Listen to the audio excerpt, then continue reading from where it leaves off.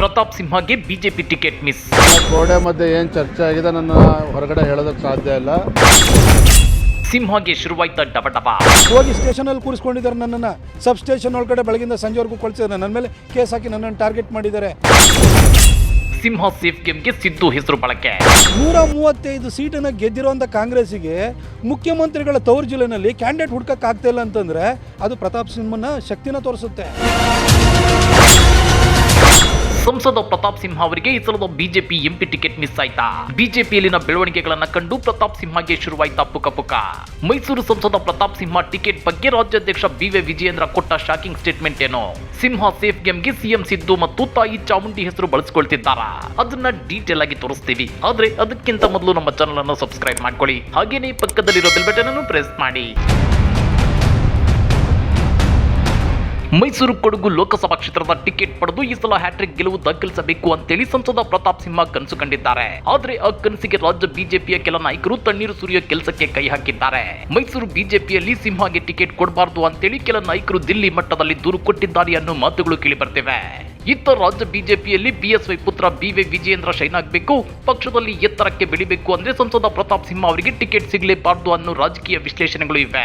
ಅಷ್ಟೇ ಅಲ್ಲ, ಕಳೆದ ಡಿಸೆಂಬರ್ ತಿಂಗಳಲ್ಲಿ ಸಂಸತ್ನಲ್ಲಿ ದಾಂಧಲೆ ಎಬ್ಬಿಸಿದ್ದ ಕೆಲ ಯುವಕರಿಗೆ ಟಿಕೆಟ್ ಕೊಟ್ಟಿದ್ದು ಇದೇ ಸಂಸದ ಪ್ರತಾಪ್ ಸಿಂಹ ಅವರು.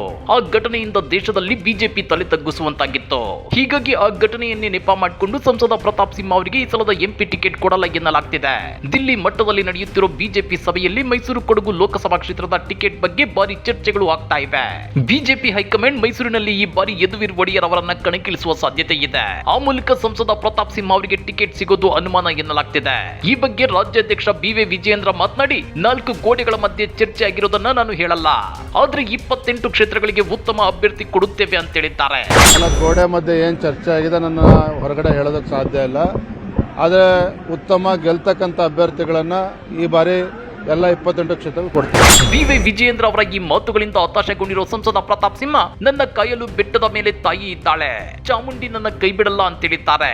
ಆದ್ರೆ ತಾಯಿ ಚಾಮುಂಡಿ ಬರೀ ಪ್ರತಾಪ್ ಸಿಂಹ ಅವರನ್ನ ಮಾತ್ರ ಕಾಪಾಡ್ತಾಳ, ಕಾಂಗ್ರೆಸ್ ಮತ್ತು ಜೆಡಿಎಸ್ ಅಭ್ಯರ್ಥಿಗಳನ್ನ ಕಾಪಾಡಲ್ವಾ ಅನ್ನೋ ಪ್ರಶ್ನೆಗಳನ್ನ ಇದೀಗ ಜನಸಾಮಾನ್ಯರು ಕೇಳ್ತಿದ್ದಾರೆ. ಆದ್ರೆ ಸಂಸದ ಪ್ರತಾಪ್ ಸಿಂಹ ಅವರು ಮಾತ್ರ ತಮ್ಮ ರಾಜಕೀಯ ಬೇಳೆ ಬೇಯಿಸಿಕೊಳ್ಳಲು ಪದೇ ತಾಯಿ ಚಾಮುಂಡಿ ಹೆಸರನ್ನ ಬಳಸಿಕೊಳ್ತಿದ್ದಾರೆ.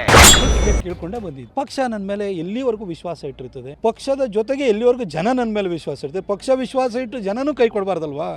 ಹಾಗಾಗಿ ಇವತ್ತು ಜನನೂ ನನ್ನ ಕೈ ಹಿಡಿಯೋಕ್ಕೆ ರೆಡಿ ಇದ್ದಾರೆ. ಪಕ್ಷನೂ ನನಗೆ ಯಾವುದೇ ಕಾರಣಕ್ಕೂ ಕೂಡ ನನ್ನನ್ನು ಕೈ ಬಿಡಲ್ಲ ಅಂತ ನನಗೆ ಗೊತ್ತಿದೆ. ಅಷ್ಟೇ ಅಲ್ಲ, ನಾನು ಗೆದ್ರೆ ಸಿದ್ದರಾಮಯ್ಯ ಅವರ ಸೀಟು ಅಲಗಾಡುತ್ತೆ, ಪ್ರತಾಪ್ ಸಿಂಹ ಸೋಲಲು ಆಗಲ್ಲ ಅನ್ನೋದು ಕಾಂಗ್ರೆಸ್ಗೆ ಗೊತ್ತಿದೆ. ಹೀಗಾಗಿ ಕಾಂಗ್ರೆಸ್ಗೆ ನಮ್ಮ ಪಕ್ಷದವರು ಹೇಗೆ ಸಪೋರ್ಟ್ ಮಾಡ್ತಾರೆ ಅಂತೇಳಿ ಪ್ರಶ್ನೆ ಮಾಡಿದ್ದಾರೆ. ಪ್ರತಾಪ್ ಸಿಂಹ ಅವರ ಈ ಮಾತುಗಳನ್ನ ನೋಡಿದ್ರೆ ತಮ್ಮ ಭುಜವನ್ನ ತಾವೇ ತಟ್ಟಿಕೊಂಡು ತಮ್ಮ ಕಾಲರನ್ನ ತಾವೇ ಎಗರಿ ಹಾಕಿಕೊಳ್ತಿದ್ದಾರೆ. ಜೊತೆಗೆ ತಮ್ಮ ಬುಡಕ್ಕೆ ಬಂದಾಗ್ಲೆಲ್ಲ ಸಿಎಂ ಸಿದ್ದರಾಮಯ್ಯನವರ ಬಗ್ಗೆ ಕುಂಕು ಮಾತನಾಡಿ ಮಾಧ್ಯಮಗಳಲ್ಲಿ ಮುಂಚೂಣಿಯಲ್ಲಿರಲು ಯತ್ನಿಸುತ್ತಿದ್ದಾರೆ.